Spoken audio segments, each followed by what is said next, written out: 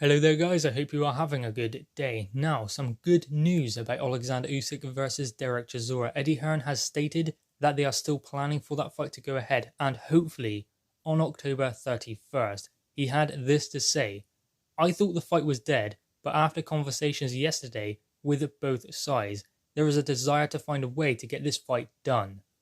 So, that is a positive reaction to this fight, because I didn't believe that this fight would happen, because ultimately they wanted a crowd there, and that doesn't seem possible in the current climate. Definitely not for October 31st, but it seems like there is a desire to get this fight done and make it happen. So either party will have to accept less money for that.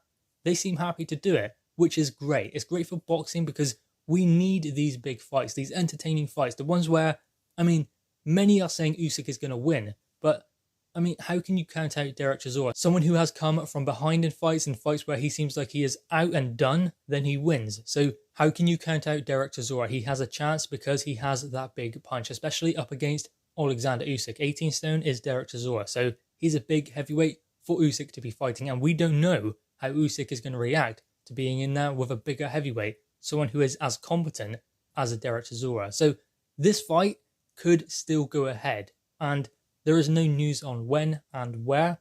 October 31st is the working date for this fight, but ultimately nothing is set in stone. But the positive thing is both guys do want it. So this fight will likely go ahead this year if both guys are happy to take a pay cut, meaning that if it happens in October, we get that in October. We also get Alexander Povetkin and Dillian White 2 in November. Then Anthony Joshua Pulev in December, Tyson Fury Deontay Wilder also in December.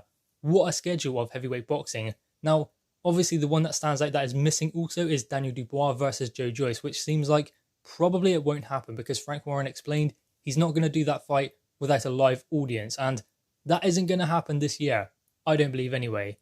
If fans do come back, it will be in their hundreds, not thousands. So having said that, Daniel Dubois versus Joe Joyce will be off for the foreseeable future, moved from its October date and no rescheduled date just yet, because obviously no live crowds means no fight for that one. So we get a good heavyweight schedule anyway, but that fight would have really put the icing on the cake. But ultimately, we still get a good schedule, and I don't think that Oleksandr Usyk and Derek Chisora is something we're going to say, we don't want that fight. We do. That's a fight we are extremely interested in because we don't know what could happen. Could Usyk struggle against a bigger heavyweight, someone who is as strong as Derek Chisora, and himself likes to come forward? Usyk is good on the front foot. He's also brilliant on the back foot. But Chisora, he doesn't get marked up all that much going forwards. He's better going forwards than he is going backwards. So that is what he will do against Usyk, is walk forwards and fight fire with fire, because Usyk will be landing a lot of punches from a lot of different angles. But Chisora can deal with that because he has proven he can soak up that punishment in order to land his punches. And Chisora is notorious for not necessarily landing a lot of punches, but landing significant punches, landing punches that hurt his opponents. And he does work to the body as well, which will be vital in a fight with Oleksandr Usyk to slow him down, because in the first couple of rounds, there is a huge, in fact a certainty, that Oleksandr Usyk outboxes Derek Chisora, beats him to the punch, uses those angles and footwork to completely befuddle Derek Chisora. But Derek Chisora needs to warm into the fight, and he will do that rounds 4 or 5, provided he hasn't taken too much punishment from Oleksandr Usyk. That is important too, because in this fight, Oleksandr Usyk is going to look like the Energizer Bunny, just jumping here, there, everywhere. His footwork, incredible, and his hand speed, brilliant. His punch accuracy is just on another level. But Chisora has the power to change everything, so he does need to land significant punches hard and often. He's not going to win on points. He cannot beat Oleksandr Usyk on points.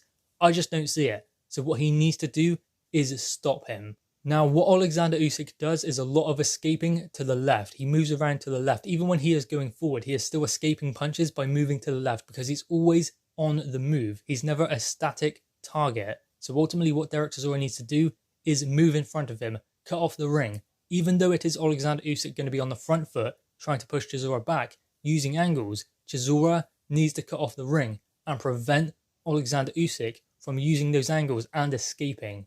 Now, at times in fights, Derek Chisora is guilty of taking shortcuts when he is cutting his opponent off in the ring. He done that against David Haye, and David Haye noticed it because Derek Chisora, instead of cutting off the ring or coming around at an angle, sort of took a shortcut at a diagonal angle, came over with a hook of his own, and then when he came back, that is when David Haye landed his shot, and that was devastating when it landed on Derek Chisora. So it's very important that he doesn't take those shortcuts and plods along in a diagonal angle.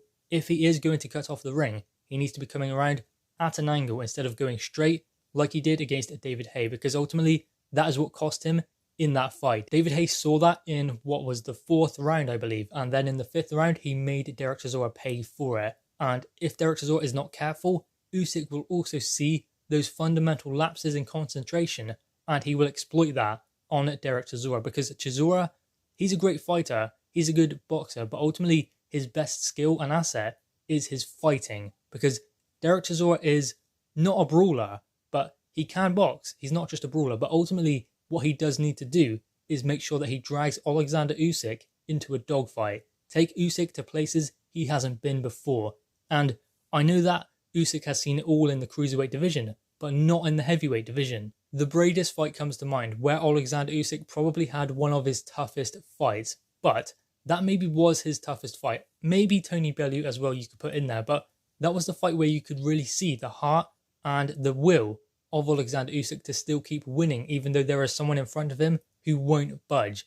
Chisora will be the same, but the difference is Chisora is bigger, heavier, stronger, more powerful. But the one glaring thing that he does lack is the hand speed that could maybe trouble Oleksandr Usyk, but timing beats speed. So Derek Chisora needs to time Oleksandr Usyk to walking on to his punches. This is without doubt going to be one of the most difficult fights for Derek Chisora. One of the most awkward, definitely, because Usyk is just incredible. He's like a 9 out of 10 in every single department.